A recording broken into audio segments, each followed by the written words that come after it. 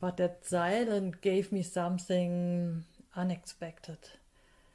A chance to listen to myself, to reconnect with the roots of why I started this journey in the first place. That's when the handpan came back into my life. For years, I had left it behind, buried under the chaos of life.